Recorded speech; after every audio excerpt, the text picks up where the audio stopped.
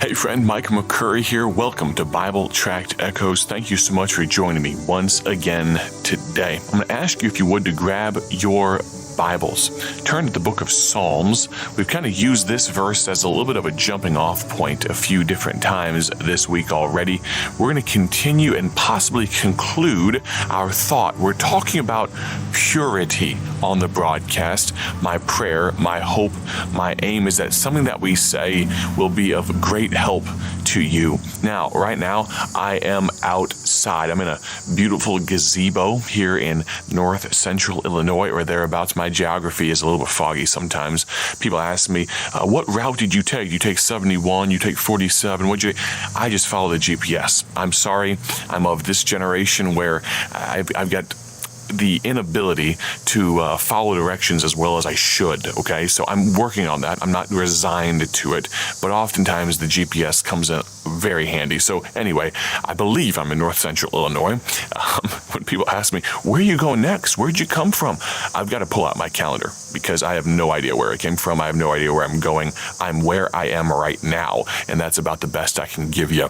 Lots going on, many irons in the fire, but I appreciate so much your prayers for and with the ministry of Bible Tracts Incorporated. Turn to the book of Psalms 24, verse number 3. While you do that, let me tell you about a gospel tract.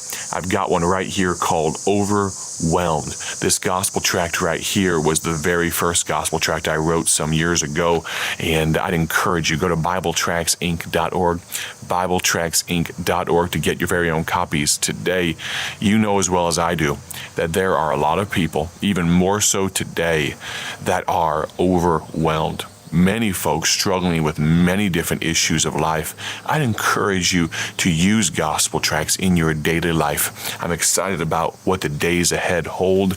I'm going to ask you, if you would, to tune into Bible Tract Echoes to keep up to date on what's going on with Bible Tracts Incorporated. Now, Psalm 24, verse number 3. Psalm 24, verse number 3 and 4 says this: Who shall ascend into the hill of the Lord?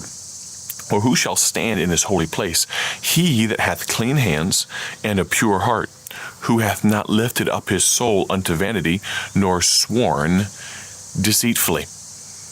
Friend, as I come to God, I mentioned this earlier in the week, the first thing I pray for is purity.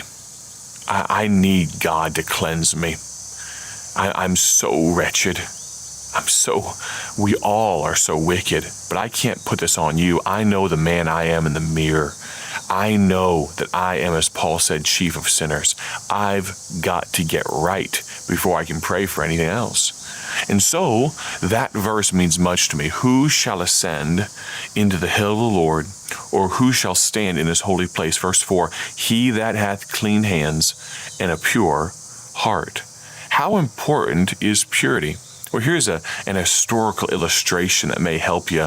We talked some months ago, I think, about Sir Ernest Shackleton and about the exploits that he did, triumphing through, journeying through, adventuring, exploring through incredibly cold climates. Back in 1914, he embarked on the Imperial Trans-Antarctic Expedition. One of the problems that the crew faced, was a lack of water. The water ran out. They had issues. And yet, they were surrounded by water, were they not? They were in the middle of the sea, but all the water around them, the ocean water, they couldn't drink it. Why? Because it wasn't pure. What those men, with their thirst, what they would have given, I wonder, for pure water. I ask you, friend, to please understand the importance of purity. We've talked about multiple different aspects, but what I want to jump into today, it's going to sound a little bit like a non sequitur. It's going to sound kind of off the wall, but I ask you to listen in intently. Get this, when it comes to purity, the algorithm is smarter than you. I'll say it again. The algorithm is smarter than you. Those of you that know what I'm talking about, you have a little upturn of your corners of your mouth. You're smiling, grinning just a little bit. You know what I'm saying. Social media, you fill in the blank. Whatever your guilty pleasure is, whatever you like to wake up and open up on your phone, whatever you like to go to sleep with at night. Friend, the algorithm is going to be the death of you. See, all of these different social media platforms, they've got software that they're built on, and they've got these algorithms that show you what you want to see. You realize whether it be Facebook, the old standby, Instagram, the new ones of TikTok, all that type of stuff, the Twitter or X or whatever they're calling it these days, you realize that their desire is to keep you, all of them, their desire is to keep you in that app, on that website, in that social media as long as possible. You know why? Because the longer you're there, the more ads you can see and the more money. You realize we are essentially just ATMs for some people writing code. You say, what does that have to do with purity? Well, here's a statement I wrote down this is in my prayer journal. Purity is not, I'm trying to think of a better word, but right now I'm going to leave it as is. Purity is not possible with a life lived on social media. There's multiple reasons for it. One of those is because a life lived on social media is a life lacking reality.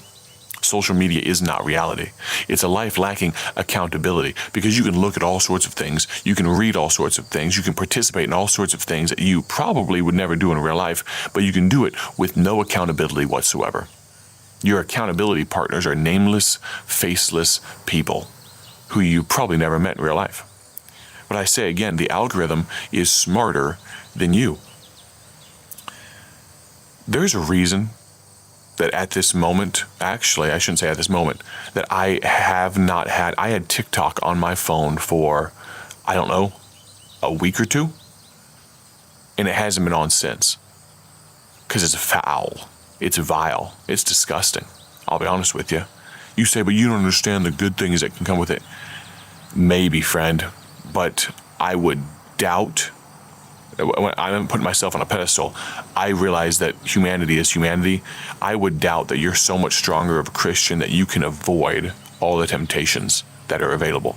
You realize that I'll go through seasons like right now, I don't have Facebook and Instagram on my phone. You know why? For no other reason than the fact that they're just time wasters.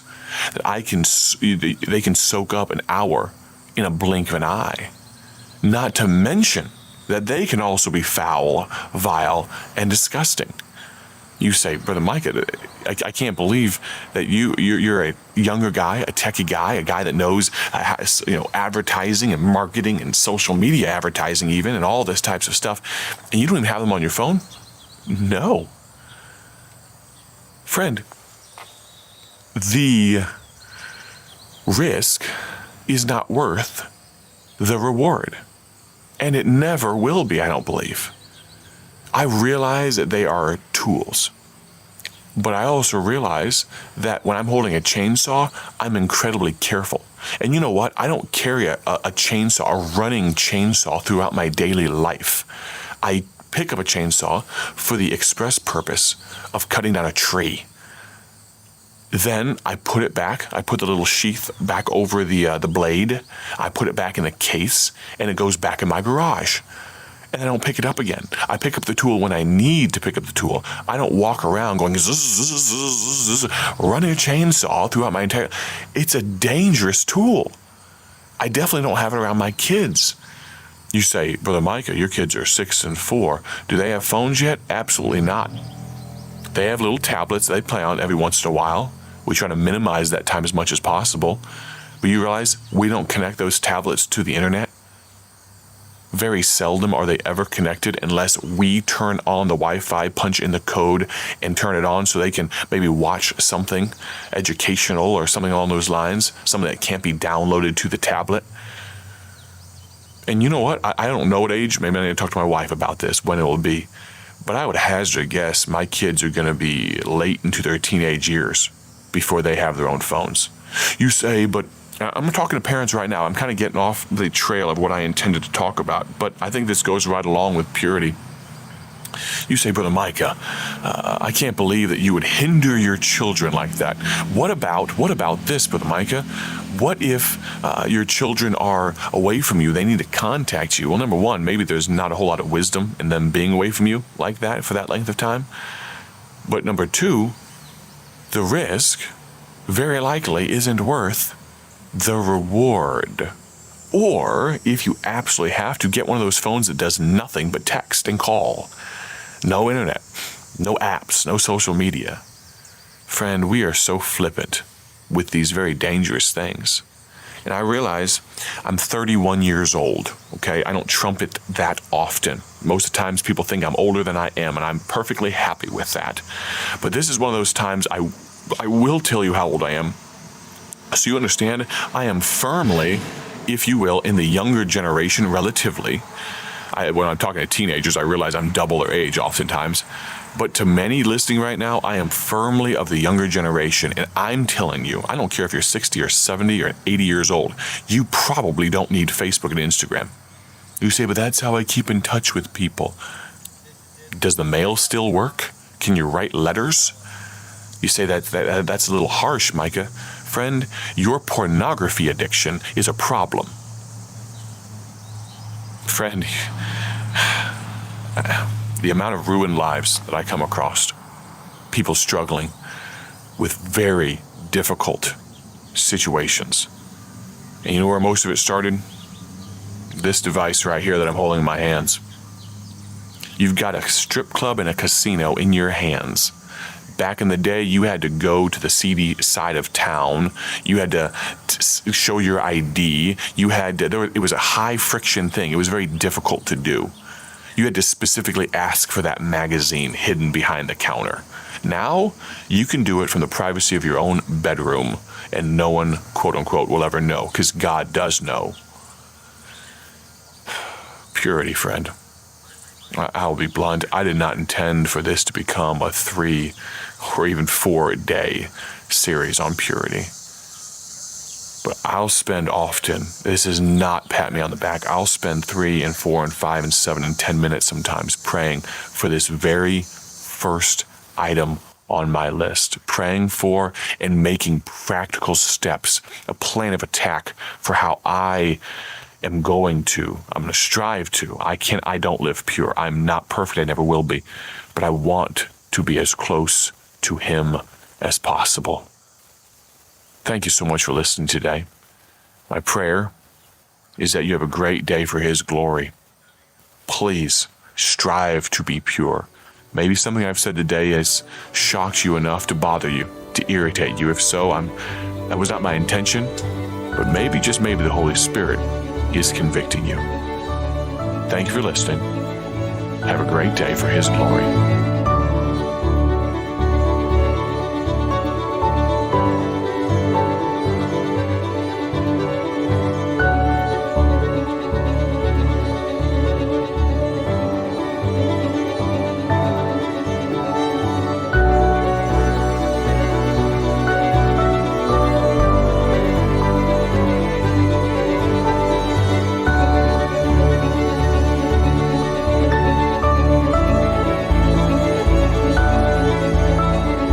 Thank you for tuning in to Bible Tract Echoes, the radio ministry of Bible Tracts Incorporated. Want to see our gospel tracts and other resources? Visit us online at BibleTractsInc.org. That's BibleTractsInc.org. Or follow us on social media to learn how you can partner with this ministry. Thanks again for listening. May the Lord richly bless you as you live for Him.